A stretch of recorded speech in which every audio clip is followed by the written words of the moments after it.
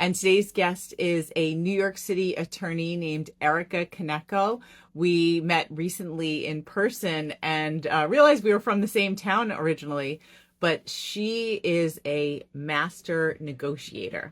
And so we're going to talk about how to negotiate with really difficult people, because we know our community is full of people who have high conflict exes. And so one of our roles, Chris and I with Been There Got Out, is we like to keep people out of court as much as possible. And so, of course, that involves negotiation. So I'm just looking to see if she's here. Erika, I don't see you yet. But we're going to talk about some of the misconceptions people have about negotiation, and then some tips and tricks of what you can do to do it very well. And negotiation is a wonderful way to save tons of money instead of spending it in the family court system. And it also keeps the power within your own hands. There she is. Okay. So let me see if I could get Erika on. And it's doing a weird little ringing sound. There you go. Okay, excellent. So thank you. I'm so glad this worked. And Erika, first of all, what's like an aspect of negotiation that's sort of underappreciated? Because, people watching this are often very reticent to get into, let's say, an argument or a debate with someone that's already abused them or caused a lot of problems in the relationship for so long. They're scared to get in the same place or even to have a Yeah, dialogue. no, absolutely. That's a great question. And so I'm an attorney, but I'm a business attorney. So I don't necessarily work with people going through that exact situation. But at least even when, people are negotiating with a business situation, a lot of negotiation is about feelings. So it's not even necessarily what are the facts, what's in the term sheet, what's in the list, these objective factors. But my belief is that in all sorts of situations, negotiation comes down to how does each party feel about the situation.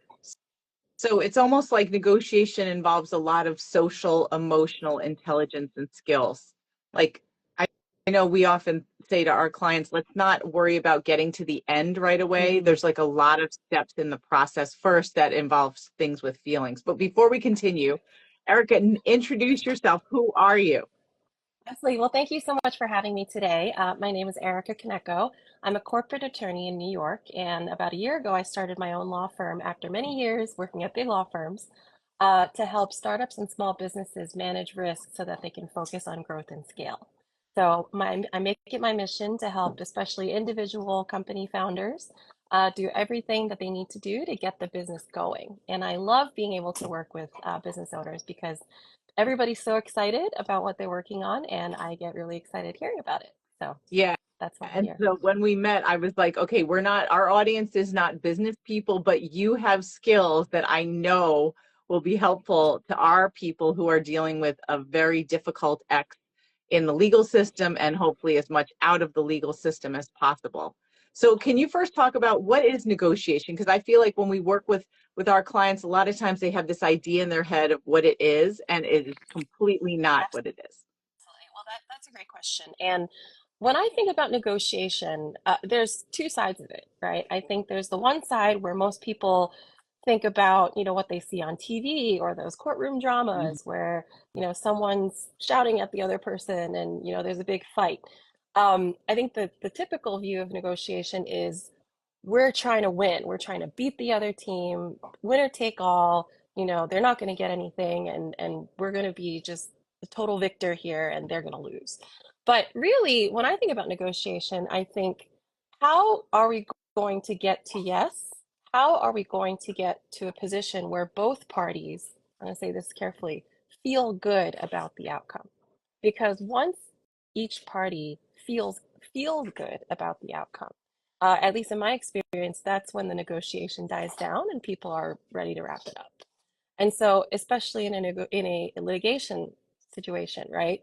As you mentioned earlier, the more you litigate, the more you fight, the more expensive it's going to become, the more time consuming it's going to become. So the sooner you can get to a resolution, is really in your best interest, not just the other parties at all. So when I think of negotiation, I think of it as a way for both parties to get to a place where they feel good about where they landed. Okay, so here's the Mm-hmm. problem with the people in this Mm-hmm. community.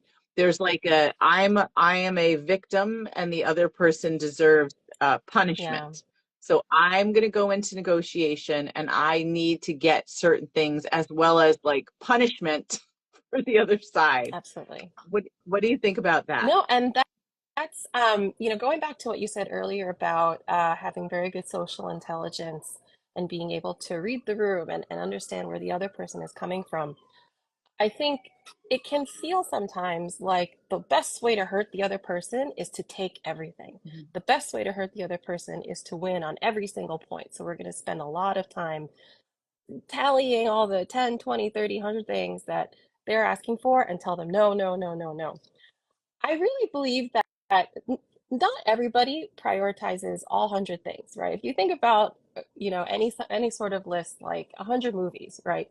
I'm sure most people who like movies, you can list 100 movies you like, but are you really going to say that every single movie is your favorite movie? No, Mhm. there's going to be a few that really stand out to you and they're memorable to you. Maybe they resonate with you emotionally. I think one good thing to do to really figure out how to get someone where it hurts, if you feel that that's what you want, is to actively listen closely to what it is that they're articulating to you. And, there's a couple of things, right? How to move it forward. One, you could say, okay, this is the one big thing that they really care about, right? Or you could say, hey, there's this one big thing over here, but then there's these 15 other things that they mentioned. Maybe it's going to be easier for me to get those 15 things rather than the one thing. But what I'm hearing is it all matters to them. So, it's kind of like a weighing and balancing of what everybody's priorities are and also what your priorities are. Because, you could say, oh, I want all these 100 things. But at the end of the day, you get all 100 things and you say, man, that once you calm down and you will feel better. You will feel better, whether sooner or later, you will feel better and at least a little bit better. And at the end of the day, you may say, I didn't really need these 100 things. I really just needed these 10 things. And man, it was really expensive to get these 100 things. Right. I would have been even happier if I had that, expense back in my pocket. So yeah, all this goes back to active listening and prioritization for yourself and for the other person. Yes. So as you're saying that, I'm thinking that there needs to be a lot of preparation. Mm, And I'm not just talking about going into mediation, but any kind of negotiation. It's almost like figuring out exactly what the goal is rather than going in and being like, I want this stuff, they want this stuff, let's figure it out. I know in mediation where a lot of our people end up at some point, hmm and especially when a lawyer is present, sometimes they feel pressured to agree to something that they haven't really thought out. And then mm-hmm. later they regret it. So, can you talk about before someone negotiates, whether it's in mediation or out of mediation, what they need to do to get them to a place where they'll be better prepared or feel more comfortable, if it's even possible to feel comfortable in this like Right. kind of situation? Yeah, and in those situations, there's so many things happening, right? There's your feelings about the situation, there's the ongoing, um, you know, probably the inputs of all of the conflict and the litigation, not only from the counterparty, but their representation. You probably have people in your social circle or familiar circle, right, participating and hearing feedback. So I would go back to something I said earlier about prioritization and thinking, okay, here's what's going on in my life. What would make me happier in my life? What would make my life easier? Can I even write down a list of all those things?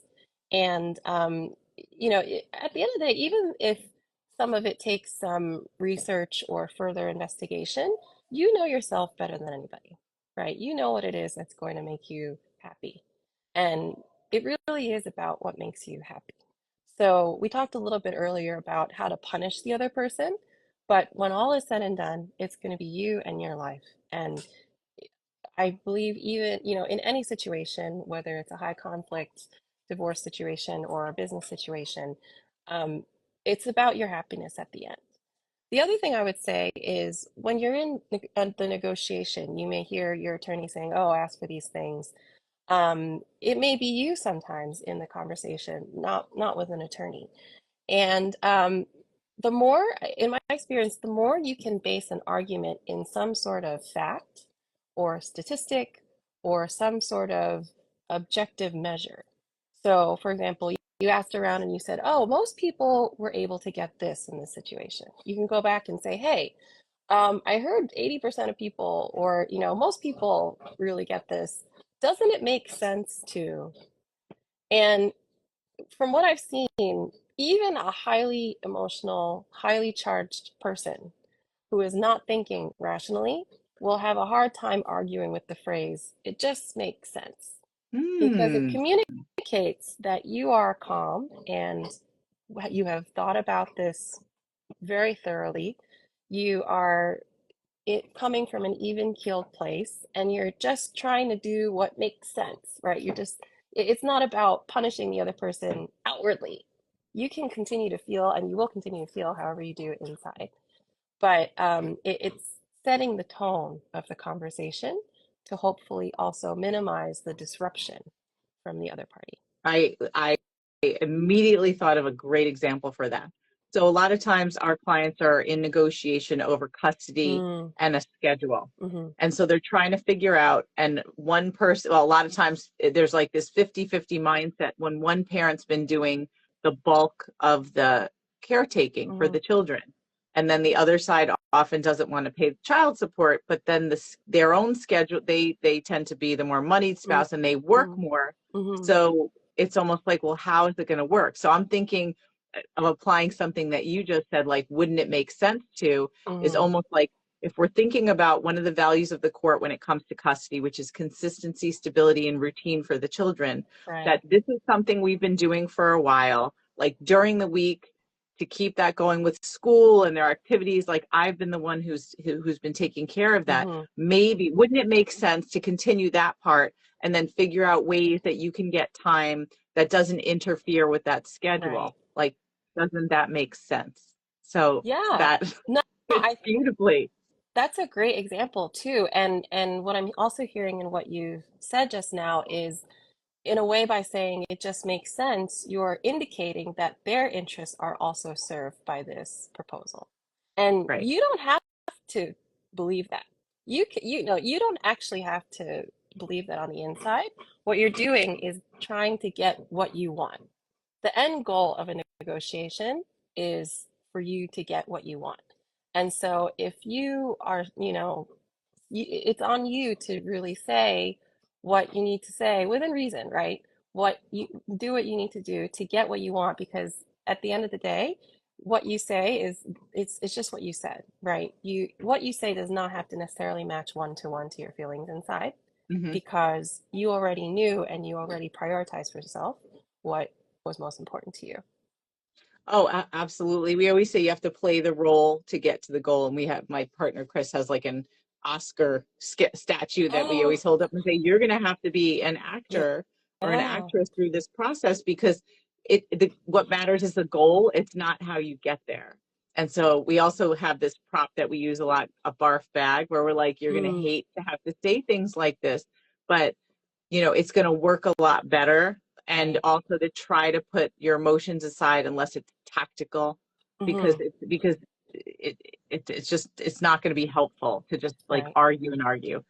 Um, I was going to say, what are some myths and misconceptions or like mistakes in people's mindset when they enter into a negotiation? And again, we're not just talking, in my head, I'm thinking mediation, but it's not just mediation. It could be Right. any kind of like back and forth conversation. Like sometimes we, with our clients that aren't in serious danger, will say, if that other person wants to sit down with you, you might get more done just the two of you, like in a coffee shop for an Mm, hour. hmm Would Interesting.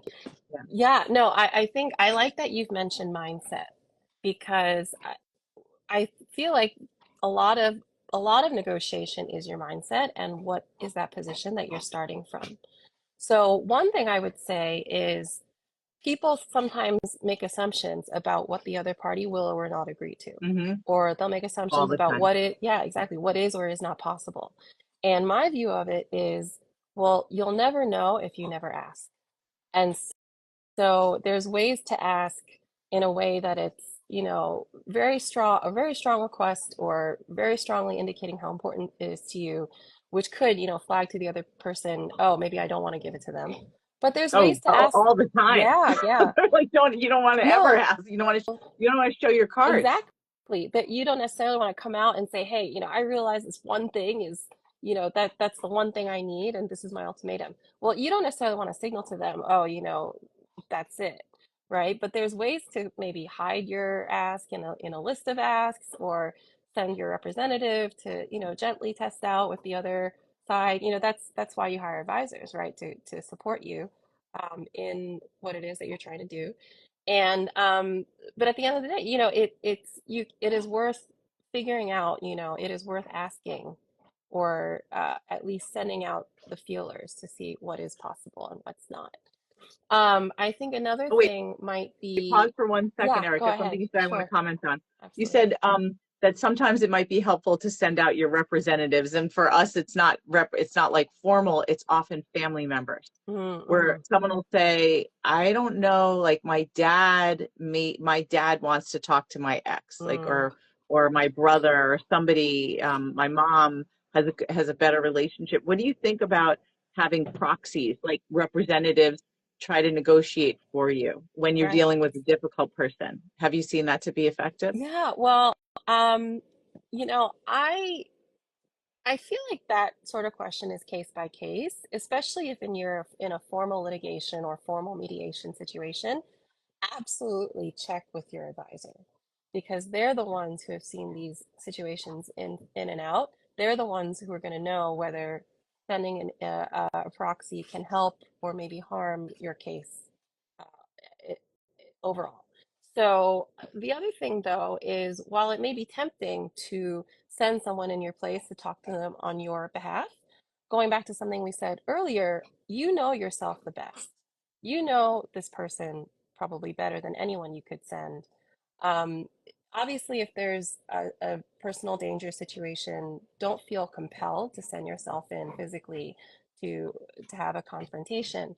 But if, you know, absent that sort of situation, sending someone who doesn't fully know or doesn't necessarily fully understand your interests or may have their own opinions may not be the best way to go for you.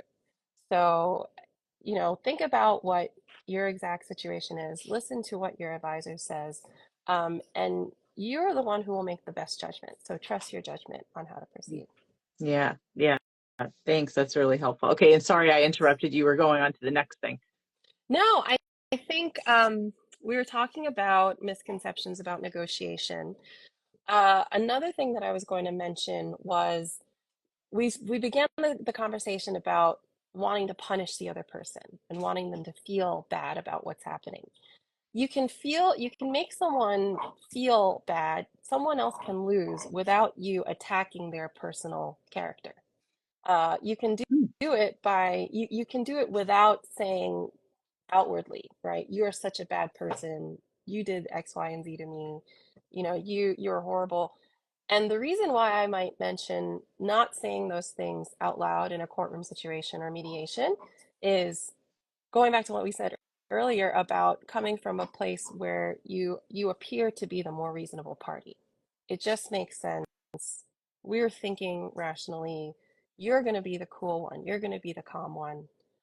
In contrast, whoever is, you know, arbitrating or presiding over your case is going to look at you and say, "Wow, this person is strong.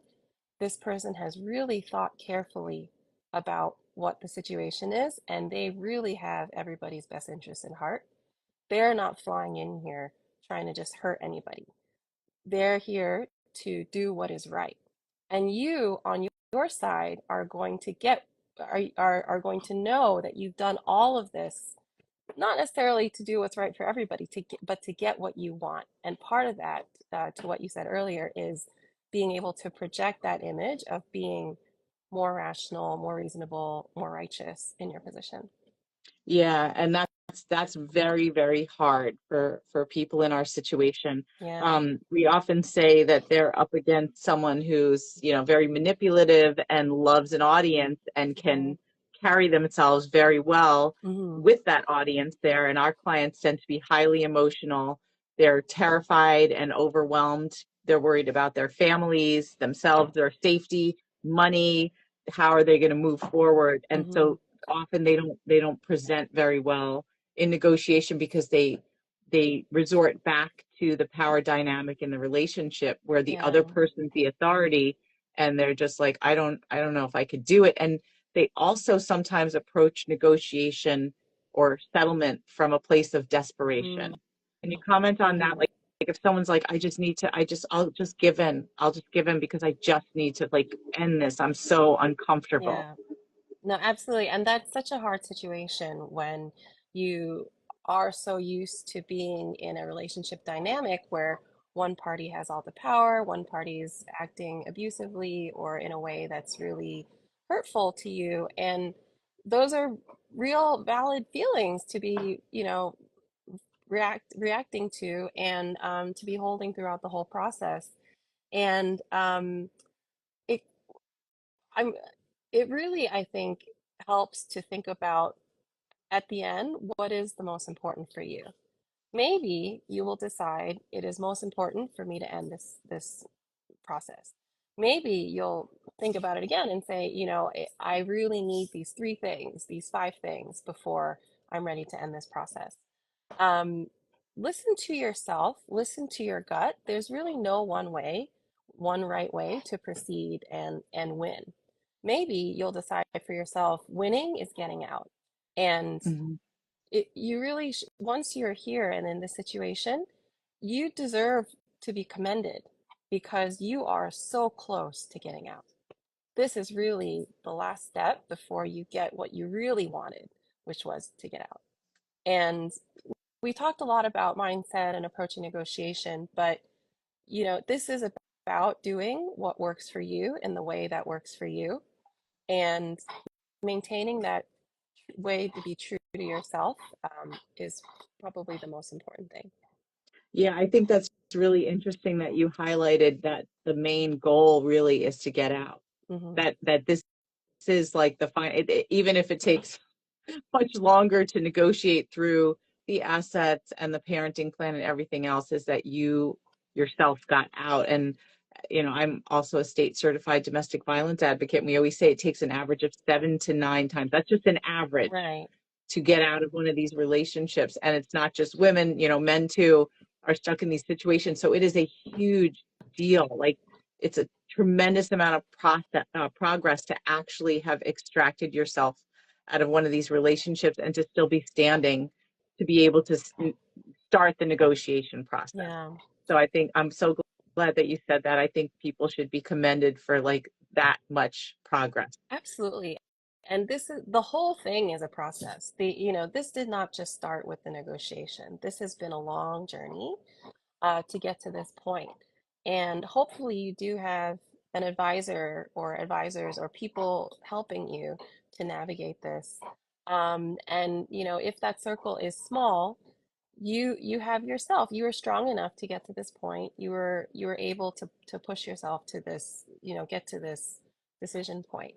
And so, yeah, you're almost there. Yeah. This is all about getting what you want and the process to get what you want. Yeah. And it's a very painful process. Like this is not fun. I Yeah. think most people are conflict avoidant.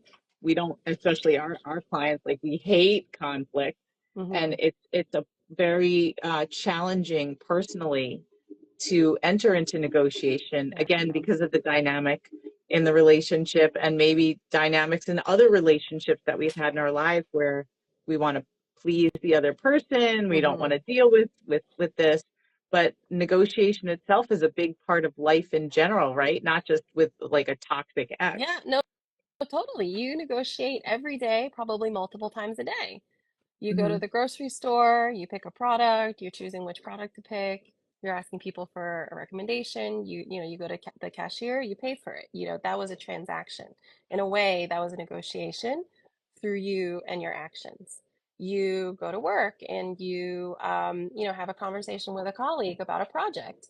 Maybe you'll do it their way, maybe you'll do it your way, maybe you'll both be contributing to the project and working together to create it. If you have children, right? You're negotiating over things like bedtime or bath time or what are we having for dinner and how much of it are we going to eat, right? There's all sorts of, big and small negotiations that you are probably encountering every day. So you can do this. You do it already. You do it every day and you're good at it. So this is just one yet one other example of you putting those skills that you already have into action. Yeah, yeah, so helpful. So, Eric, any other tips or tricks for people to think about or do when they are considering negotiation or in the midst of negotiating with a really difficult person, their ex? Yeah, no, absolutely. Just in the end, I think prioritize yourself. That's what's most important. You are the most important part of this process.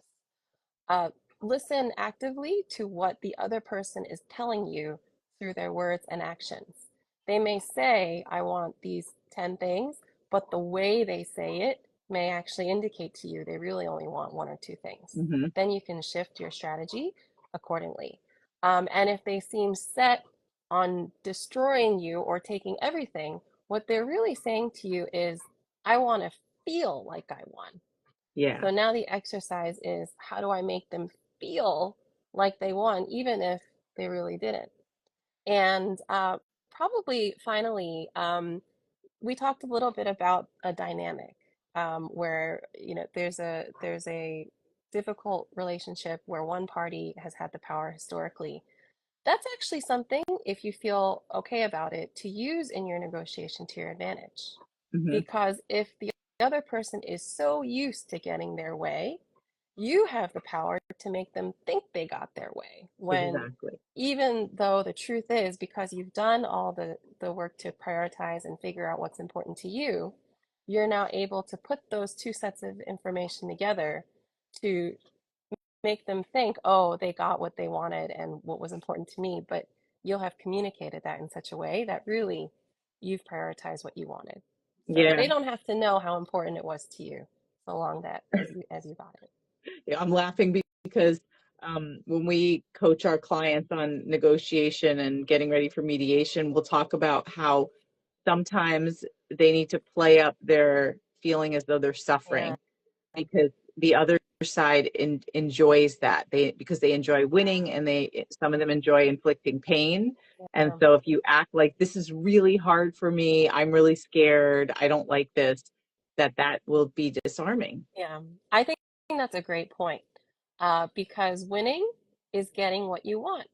So you know this person, you know yourself, and if you know that that's what they're going to respond to, then you can use it to your advantage. And Yeah, why not? This right, is about you. This is about you getting what you want. Use it. right. We talk about influence. Hmm. How can you influence the other person's feelings and desires and to get your goal? Yeah, I think that's a great way to approach it, and makes a lot of sense in this situation, and in business situations. It's about being effective, and that's how you're going to win. Yeah, I see. There's a comment. It's a chess game battlefield. Yeah, Exactly. And the chess absolutely. game too. It's a back and forth. It is a process. Sometimes people say I've gone to mediation already and it didn't work. That's one move. That's one. Yeah, It you're. and it is way cheaper than litigating. Yeah, no, no, that's a great point. Because in the mediation already that can set the tone that this is a conversation and not a fight. So even when both sides are highly charged, the mediation situation may help if you're at a point where you're not sure whether to choose litigation or mediation. It may help set the tone in a more productive way at first. You're absolutely right. It is a game of chess. It is a battlefield. You're playing the long game. Coming into the negotiation wanting to attack the character of the other person may feel better in the first few minutes, but thinking long term, it's going to be about how am I going to get what I want, and making the other person angry in the first 5 minutes or reactive in the first 5 minutes may or may not extend the time it takes for you to get Or that. or it could cut the whole choice out of the equation, which is unfortunate. So we always say when you come in blaming and accusing, then the other person could just walk away from the table and you've lost this opportunity. Yeah, no, that's a great point. And the longer the other person feels okay about participating in the process, Hmm. the more options you may have open to you for outcomes. But once they say, screw this, I'm so angry, I don't want to do this anymore, the door is going to start shutting. So what you want, right, is to keep that door open as long as possible so you can shove as much stuff for yourself through the door, and be victorious that way. Yeah. So thank you so much, Erika. Can you tell people how to find you? Yeah, absolutely. You can find me by email at Erika@erikakaneko.com. It's Erika with a K. And I have a website as well, erikakaneko.com, ErikaKaneko.com. So thanks so much for having me. This has been great. And I hope this has been helpful for some people. Yes, absolutely. Thank you so much, Erika. And we're also putting your Instagram handle on the little description. Perfect. So I will hopefully see you soon. Definitely. Okay, Thanks so much. bye.